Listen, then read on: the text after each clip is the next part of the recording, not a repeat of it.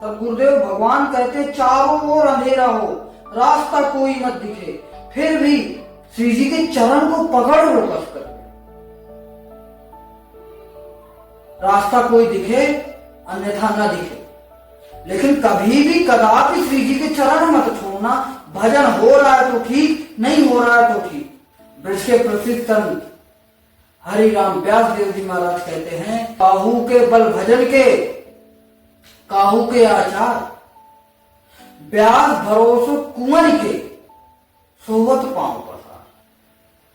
हमारा भरोसा अपने सामर्थ्य का नहीं है, हमारा भरोसा अपने भजन का नहीं है, हमारा बल अपनी भक्ति का नहीं है, हमारा बल है श्री जी की कृपा का, हमारा बल है तो ठाकुर जी की कृपा का। उनके चरणों को कस करके पकड़ना। तो हताश निराश नहीं होना, जीवन की परेशानियों से भागना नहीं है, बल्कि जीवन की परेशानियों का सामना करना है, उन्हें फेस करना।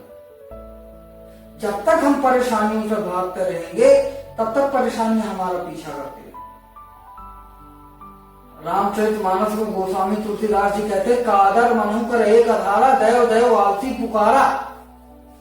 कादर मनहु कर एक आधारा, दयो दयो आलसी पुकारा। तो भगवान को का नाम कर सुमिरन करने का मतलब ये नहीं कि समस्त परेशानियां ठीक हो जाएंगी। भगवान के नाम का सुमिरन करने का मतलब ये है कि जीवन मंगलमय बना। भगवान के नाम का सुमिरन करने से समस्त दुखों का नाश हो न हो, परंतु एक बात तो अवश्य होती है, वो क्या? जीवन में प्रसन्नता बनी रहती है, आनंद बना रहता है। हम ये नहीं कहते कि आप भगवान के नाम का जप करेंगे तो बहुत ऐश्वर्य प्राप्त हो जाएगा। ऐश्वर्य प्राप्त हो अन्यथा ना हो, किसी चीज किसी वस्तु का अभाव खत्म हो जाता है भगवान के नाम के स्मरण। कहीं रस का सिंधु है तो सिर्फ और सिर्फ भगवान के नाम में है। जैसे पुत्र अपनी मां को पुकारता है तो मां समस्त कार्यों को छोड़ करके पुत्र की तरफ दौड़ती हुई आती है, वैसे ही हमारे ठाकुर जी, हमारी श्री जी, जब उन्हें कोई पुकारता है, भगवान को कोई प्रेम से पुकारता है, तो भगवान समस्त लोगों का कार्य छोड़ करके उसकी तरफ भागते हैं। ठाकुर जी तो आतुरता से खड़े हैं, कब पुकारेगा, कब मेरा नाम लेगा, कब मुझे याद करेगा और कब मैं इसकी तरफ दौड़ूंगा। वो आतुरता से वहां पकड़े। कोई भक्त गया, उसने पूछा जगन्नाथ जी के मंदिर में जाकर के, मैंने देखा जगन्नाथ जी की बड़ी सी आंखें और सीधे हाथ होते, क्यों? अरे जगन्नाथ जी सीधे हाथ पसारे खड़े हैं, कोई हो ऐसा,